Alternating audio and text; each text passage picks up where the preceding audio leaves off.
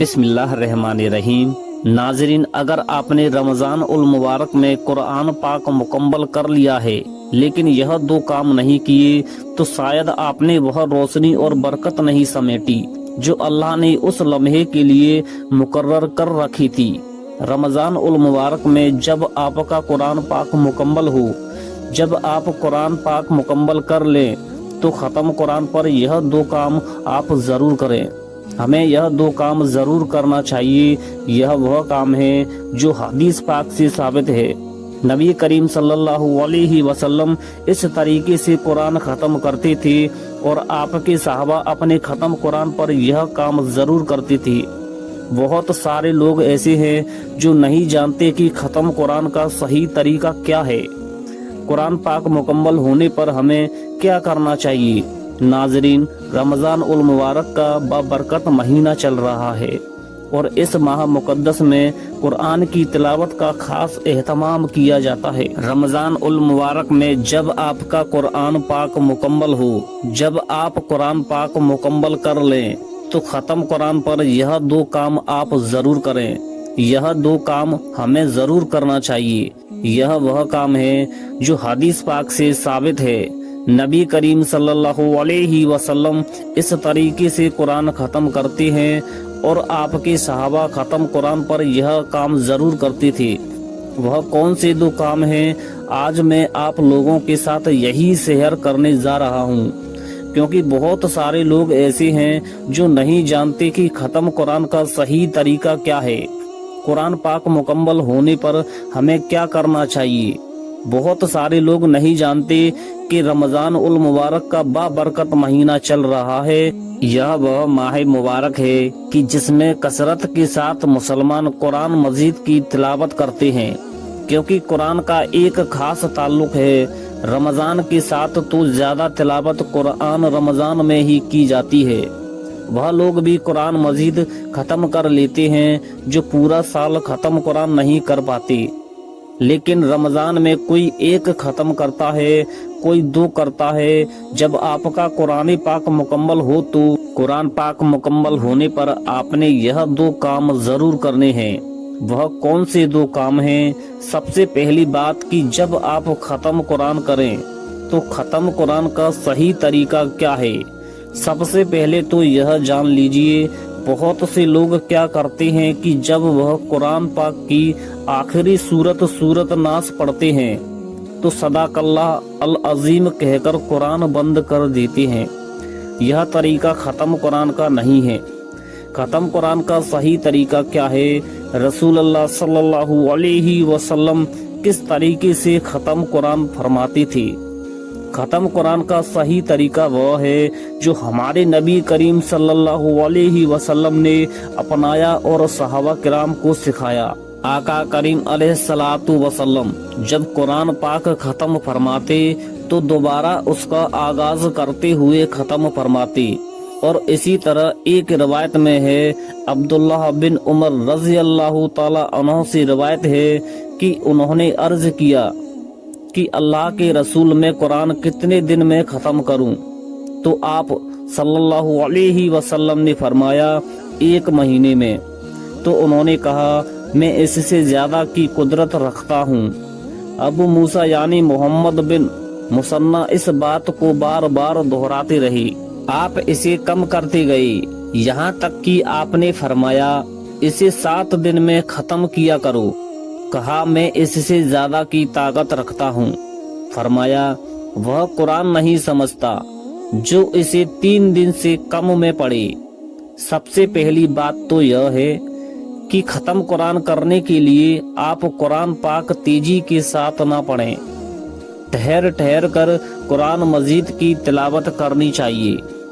قرآن مجید کی آخری سورت مکمل کر لیں تو اسے آخری آیت نہ بنائیں، یعنی یہ آخری نہ بناؤ، بلکہ الحمدللہ رب العالمین یعنی سورہ فاتحہ سے دوبارہ آغاز کریں اور قرآن کو شروع کرو، کیونکہ اس طرح قرآن کے شروع اور آخر کو جوڑا جاتا ہے۔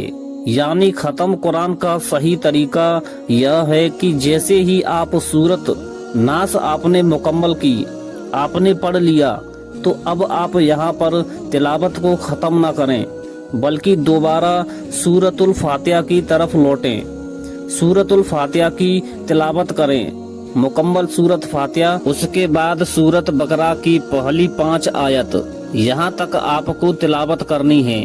سب سے پہلا کام تو یہ کرنا ہے کہ ختم قرآن کا صحیح طریقہ کیا ہے۔ سورۃ ناس آپ نے پڑھ لی، اس کے بعد سورۃ الفاتحہ کی طرف لوٹیں اور سورہ فاتحہ کی تلاوت کریں اور سورہ بقرہ کی پہلی 5 آیت تلاوت کریں۔ اب اس کے بعد دوسرا کام آپ کو جو کرنا ہے وہ ہے ختم قرآن پر دعا۔ ایک تو دعا وہ جو قرآن پاک مکمل ہونے پر آخر میں لکھی ہوتی ہے وہ آپ پڑھیں۔ اس کے بعد آپ کی جو مادری زبان ہے، جس زبان میں بھی آپ بات کرتے ہیں، اس زبان میں اللہ سے دعا ضرور کرنی چاہیے، کیونکہ یہ قبولیت کی گھڑی ہوتی ہے۔ اس طرح کے رسول اللہ صلی اللہ علیہ وسلم نے فرمایا قرآن پڑھا کرو، کیونکہ وہ قیامت کے دن اصحاب قرآن حفظ، قرائت اور عمل کرنے والوں کا سفارشی بن کر آئے گا، یعنی یہ قبولیت کی گھڑی ہوتی ہے۔ ایک حدیث کے مطابق جو شخص رات میں قرآن ختم کرتا ہے، رسول اللہ صلی اللہ علیہ وسلم نے فرمایا جو شخص قرآن مجید کو ماہر طور پر پڑھتا ہے وہ ان نہایت عزت دار اور اللہ کے فرما بردار فرشتوں کے ساتھ ہوگا جو قرآن لکھتے ہیں، اور جو انسان قرآن مجید پڑھتا ہے اور ہکلاتا ہے، رک رک کر پڑھتا ہے اور اس کے لیے یہ مشکل ہوتا ہے تو اس کے لیے 2 گنا عرض ثواب ہے۔ تو ختم قرآن پر دعا کا ضرور اہتمام کرنا چاہیے۔ دعا کیسے کریں؟ ہاتھ اٹھائیں، آپ اپنی فیملی ممبر کو جمع کر لیں، جو بھی بچے بوڑھے زبان گھر میں جو بھی ہیں ان کو جمع کریں اور ہاتھ اٹھا کر دعا کریں، اللہ سے مانگیں۔